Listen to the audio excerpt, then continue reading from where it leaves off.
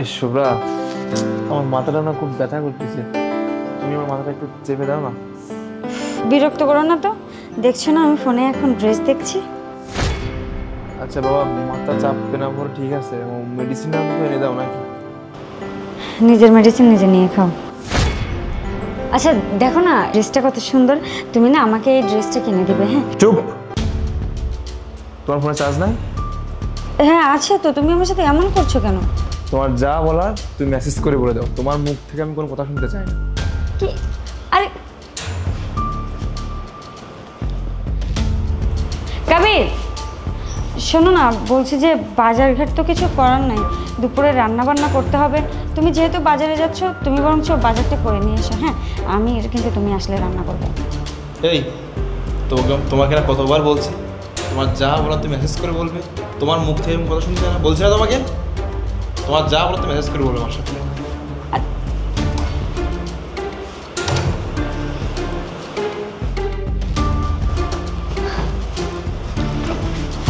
কি ব্যাপার কাবির, তোমাকে আমি যাওয়ার সময় বললাম যে তুমি বাজার করে নিয়ে আসবে, বাসায় কোনো বাজার নাই, তারপরে তুমি খালি হাতে চলে এসেছো। আরে বাবা আমার তো ক্ষুধা পেয়েছে, আমি এখন কি খাবো? ক্ষুধা পেয়েছে? আরে তুমি সারাদিন ফোনই চালাও, তুমি ফোনেই সব কিছু করো, ফোনেই যা ইচ্ছে তাই করো। ফোন থেকে খেও না, ফোন থেকে তো খাওয়া হয়ে যায়। কিসের ক্ষুধা তোমার আবার? ফোন থেকে কিভাবে খাওয়া হবে? ফোনে তো আমি ভিডিও দেখি, ড্রেস দেখি, ফ্রেন্ডের সাথে আড্ডা দিই, এটাই। তাছাড়া ফোনে কিভাবে পেট ভরবে? আমার ক্ষুধা পেয়েছে, তুমি প্লিজ কিছু একটা করো। কি তোমার ক্ষুধা লাগছে? আসলে বিষয়টা হাস্যকর বিষয়।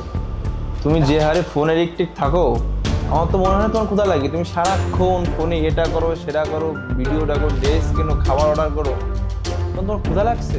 আমার তো মনে হয় না। যে হারে তুমি ফোন নিয়ে ব্যস্ত থাকো, তোমার তো ক্ষুধা লাগার কথাই না। ফোন চালিয়ে তোমার পেট ভরার কথা।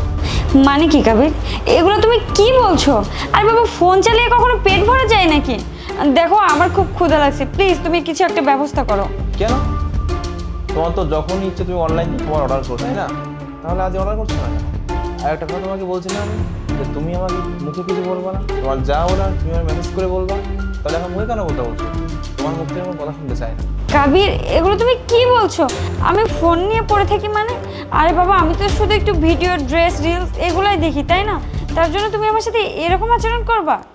হ্যাঁ, তুমি ভিডিও দেখো, রিলস দেখো, সারাক্ষণ তো এই নিয়ে ব্যস্ত থাকো, তাই না? আর তার জন্য না আজ আমার সংসারটার এই অবস্থা। আমি মানুষটা সারাক্ষণ বাসার বাইরে থাকি, বাইরে কত কষ্ট করি, কত পরিশ্রম করি, তাই না? আর যখন রাত্রে বাসায় ফিরি, আমার জন্য কোনো খাবার নাই।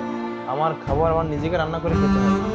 তুমি তো কখনো মনেই করো না যে আমার হাজব্যান্ডটা সারাদিন বাইরে থেকে কাজ করে, রাতে যখন বাসায় ফিরে সে কী খাবে, কী করবে। এমনকি আমি যখন রান্না করি, তুমি একবার ফিরেও দেখো না যে আমি কী রান্না করছি, আমি কেমন রান্না করছি। আমি তো একটা পুরুষ মানুষ, তাই না? আর তুমি ভালো করেই জানো যে রান্না বান্না করা পুরুষের কাজ না, এটা সম্পূর্ণ মহিলাদের কাজ, যেটা আমাকে করতে হয়। যেহেতু ফোনই তোমার কাছে সব, ফোন নিয়ে তুমি সারাক্ষণ থাকো, তাহলে আমার দরকার কি? আমি বুঝতে পারতেছি না। তোমার ঘুমাইতে গেলে ফোন লাগে, অসময়ে গেলে ফোন লাগে। আমি যে ব্যক্তি তোমার সামনে থাকি, তুমি তোমার দিকে খেয়ালই করো না। ফোনই তোমার কাছে সব কিছু, আমি কিছুই না। আচ্ছা একটা কথা বলো তো, এই ফোন আবিষ্কার হয়েছে কিছু জানো? যেন কঠিন কাজকে লোকজন সহজভাবে করতে পারে, দূরের কোনো লোকজনের সাথে সহজে যোগাযোগ করতে পারে, এই জন্য তো, তাই না? কোনো ব্যক্তিকে অলস করার জন্য ফোন আবিষ্কার করা হয় না। কিন্তু যেটা তুমি করছো, তুমি সারাক্ষণ ফোন নিয়ে ব্যস্ত থাকো। তুমি ফোন নিয়ে এত অ্যাডিক্টেড হয়ে গেছো যে আমি তোমার স্বামী, এটা তোমার মাথায় থাকে না। তুমি ফোনে কোথায় কি করবা, কোথায় কোন ড্রেস পছন্দ করবা, কোথায় কোন খাবার খাবা, কখন কি অর্ডার করবা, সারাক্ষণ এটাই নিয়ে ব্যস্ত। তুমি তো আমাকে কোনো টাইমই দাও না। আমি যে একটা মানুষ তোমার সাথে আছি, এদিকে তো তোমার কোনো খেয়ালই নাই। এ বাসায় কি হচ্ছে কি না হচ্ছে, বাসায় কি নাই কি আছে, এদিকে তোমার কোনো দিকে খেয়াল নেই। তুমি সারাক্ষণ ফোন আর ফোন। ঠিক আছে, আমি আর কখনো এই ফোন নিয়ে পড়ে থাকবো না। এই যে ফোনটা রেখে দিলাম, এখন থেকে আমি সংসারের দিকে মনোযোগ দিব, তোমার ঠিক মতো টেক কেয়ার করবো। আমি আর কখনো এই ভুলটা দ্বিতীয়বার করবো না। প্লিজ তুমি আমার উপরে এখন আর রাগ করে থেকো না, আমাকে মাফ করে দাও। এক্স্যাক্টলি, এই জিনিসটাই না তোমার অনেক আগে বোঝা হচ্ছিল। তুমি যদি অনেক আগে বুঝতাম, তাহলে হয়তো আজকে তোমাকে এই দিনটা দেখতে হতো। তোমার সাথে এরকম খারাপ ব্যবহার আমি করতাম না। তাকে বাদ দাও, যেহেতু তুমি তোমার ভুলটা বুঝতে পারছো, আমার কোনো ক্ষোভ নেই তোমার। কিন্তু একটা কথা মাথায় রেখো, নেক্সট টাইম কখনো এরকমটা করবে না। আচ্ছা ঠিক আছে, তাহলে তাই হবে। কিন্তু তুমি আর আমার উপরে রাগ করে নেই তো?